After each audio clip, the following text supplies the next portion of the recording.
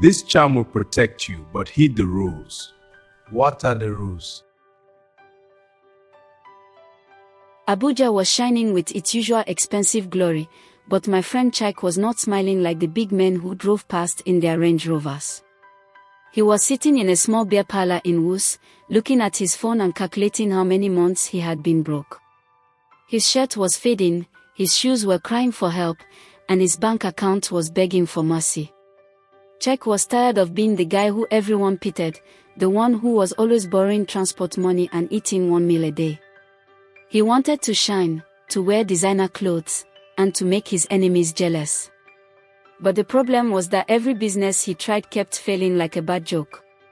One evening, after another painful rejection from a job interview, Chike sat under a tree near his house and made a very dangerous decision.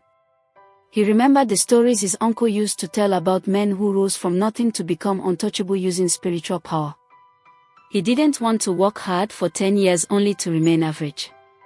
He wanted a shortcut, something strong and fast that would protect him from failure and open doors that were locked. That night, he called his cousin Emeka, who was known for knowing people who knew things. Emeka laughed on the phone and told him about a powerful herbalist in a village not far from the city. The man's name was Baba Ojo, and people said he had charms that could make a poor man rich and invincible in just 7 days. The following Saturday, Chike and Emeka traveled to the outskirts of Abuja where the tarred roads ended and the bush began. They walked through a narrow path surrounded by tall grass and the smell of burning firewood until they reached a compound that looked like it belonged to another century. Baba Ojo was sitting on a low stool in front of a small shrine decorated with red cloths, white chalk, cowrie shells, and the dried skulls of animals. His eyes were sharp and yellow like those of a night creature, and his voice was rough like grinding stones. Chike explained his problem, saying he was tired of suffering and wanted protection from poverty and enemies. The old man listened without blinking, then he smiled in a way that made Chike's stomach tighten. Baba Ojo told him that what he needed was not ordinary prayer or fasting. He needed a warrior charm, something that would fight for him in the spiritual realm while he enjoyed life in the physical world. The herbalist brought out a small black leather pouch tied with red thread and filled with powders, oils, and things Chike could not identify. He said the charm must be fed with specific instructions every full moon, and it must never touch water or be seen by a woman. If Chike followed the rules, the charm would protect him from all evil, failure, and spiritual attack. But if he broke the covenant, the charm would turn against him and demand payment in ways he could not imagine. Chike was so desperate that he agreed without asking too many questions. He paid the herbalist a sum of money he had borrowed from 3 different people and tied the black pouch around his waist under his clothes. For the first 3 weeks, Chike's life changed like magic.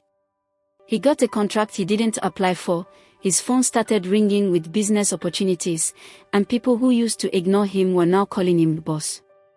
He moved from his one-room apartment to a better place in Metoma, and he began to wear clothes that made his old friends stare in shock. Chike felt untouchable, like he was walking with invisible bodyguards. He forgot about the herbalist's warnings because he was too busy enjoying his new life.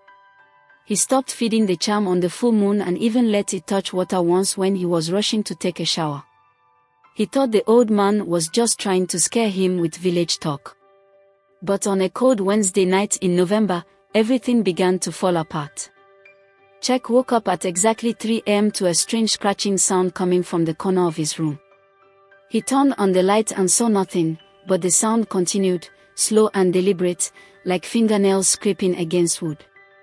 His heart was pounding as he checked under the bed and inside the wardrobe, but there was nothing there. He convinced himself it was just rats and went back to sleep. The next morning, he noticed that the black pouch around his waist felt unusually hot, almost burning his skin. When he untied it to check, the leather was dry and cracked, and a faint smell of rotten eggs filled the room. He ignored it again, thinking it was just old material breaking down. That evening, Chike went to a business meeting at a popular restaurant in Central area. While he was talking to a potential client, he suddenly felt a sharp pain in his chest, like something was squeezing his heart from the inside. He excused himself and rushed to the bathroom, where he splashed water on his face and tried to breathe. When he looked up at the mirror, he froze in absolute terror. Staring back at him was not his own reflection, but the face of a strange man with hollow eyes and a wide, toothless grin. The image lasted only 3 seconds before it disappeared, but Chike was shaking so badly that he had to sit on the floor to steady himself.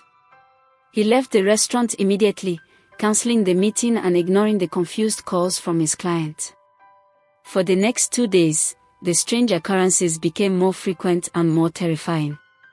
Objects in his house started moving on their own, his shoes would be on the ceiling, his phone would ring with no caller, and his food would spoil within minutes of cooking.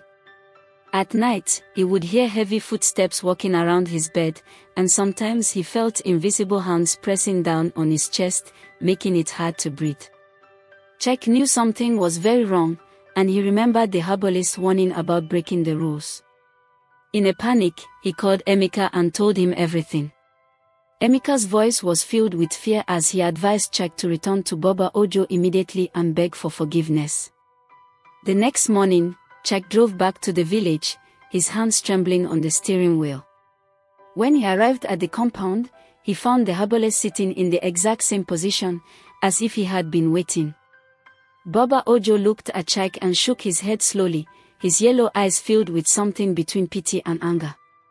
He told Chike that the charm had turned against him because the covenant was broken. The spiritual warrior that was supposed to protect him was now haunting him, angry and hungry for blood.